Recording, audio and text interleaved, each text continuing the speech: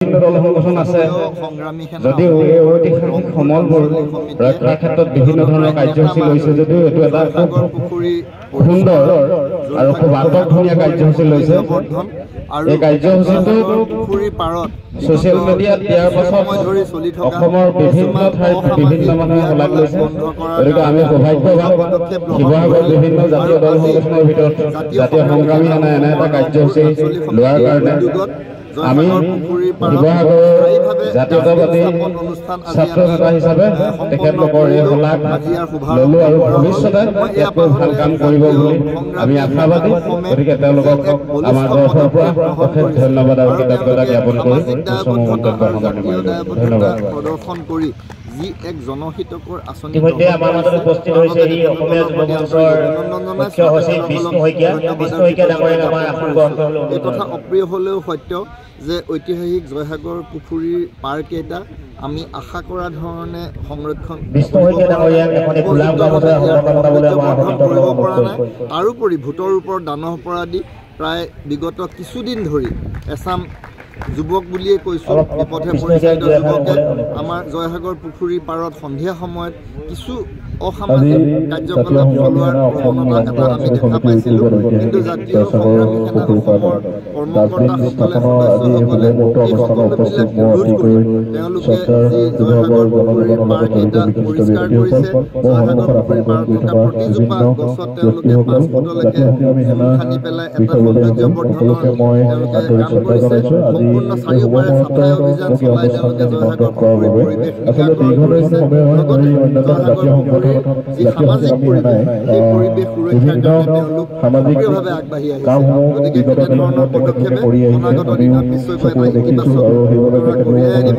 আমি প্ৰশাসনকো আহ্বান জনাইছোঁ যে আমাৰ জয়সাগৰ পুখুৰীৰ সৌন্দৰ্যবৰ্ধনৰ লগতে এই পুখুৰী পাৰত আইন শৃংখলা পৰিস্থিতি বা সামাজিক শৃংখলাবদ্ধতা বজাই ৰাখিবৰ কাৰণে তেওঁলোকে এটা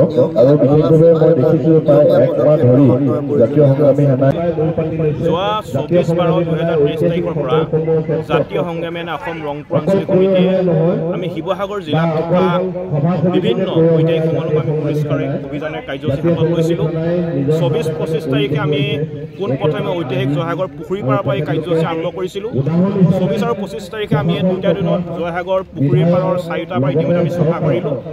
তাৰপিছত আমি জয়সাগৰ পুখুৰীৰ পাৰত থকা প্ৰতিজোপা গছত আমি 5 ফুট উচ্চতালৈ আমি চূণ দিয়াৰ ব্যৱস্থা কৰিলোঁ। তাৰপিছতে জয়সাগৰ পুখুৰীৰ পাৰত থকা প্ৰতিজোপা গছত আমি কপৌ ফুল কেতেকী ফুলকে ধৰি বিভিন্ন ধৰণৰ অৰ্কিড লগোৱাৰ কাম আমি আৰম্ভ কৰিলোঁ। আৰু আজি আমি চতুৰ্থটো পদক্ষেপ হিচাপে ঐতিহাসিক জয়সাগৰ পুখুৰীৰ পাৰৰ 4টা পাৰত আমি লোহাৰ ডাষ্টবিন স্থাপন ইতিমধ্যে আমি কৰিছোঁ। আৰু আজি অনুষ্ঠানত শিৱসাগৰ জিলাৰ সন্মানীয় বিধায়ক শ্ৰদ্ধা ৰকিব গগৈদেৱ উপস্থিত আছিল। শিৱসাগৰ জিলাৰ আয়ুক্ত আদিত্য বিক্ৰম যাদৱ মহোদয় উপস্থিত আছিল।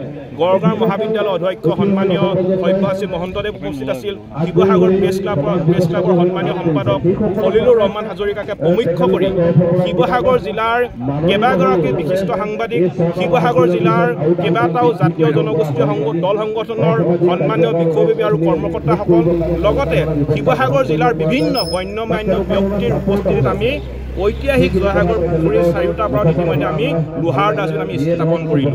আৰু ইয়াৰ পিছতে আমি আৰু এটা কথা চিন্তা কৰিছোঁ, ঐতিহাসিক জয়সাগৰ পুখুৰীৰ পাৰত আমি এটা চেল্ফি পইণ্ট বনোৱাৰ কথা ইতিমধ্যে আমি চিন্তা কৰিছোঁ। পৰৱৰ্তী সময়ত আপোনালোকৰ সংবাদ মাধ্যমৰ আগত আমি এই কথাখিনি অৱগত কৰিম। আৰু আমি ইতিমধ্যে কৈছোঁৱেই যে শিৱসাগৰ জিলাত থকা প্ৰতিটো প্ৰাচীন কীৰ্তিচিহ্ন আমি পৰিষ্কাৰ কৰি ৰখাৰ আমি ইতিমধ্যে দায়িত্ব লৈছোঁ। জাতীয় সংগ্ৰামী অসমে দায়িত্ব লৈছে আৰু আমি অবিৰতভাৱে আমাৰ এই কাৰ্যসূচী আমি চলাই লৈ যাম।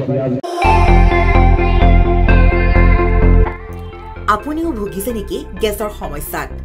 গেছ আৰু লিভাৰ ৰিলেটেড সকলো সমস্যাৰ একমাত্ৰ সমাধান গেষ্ট্ৰচিটি। বদহজম, এচিডিটি, ফেটি লিভাৰ, পাইলছকে আদি কৰি ভিন্ন গেছৰ সমস্যাৰ সমাধানৰ বাবে কেৱল আপোনাৰ কাষত গেষ্ট্ৰচিটি।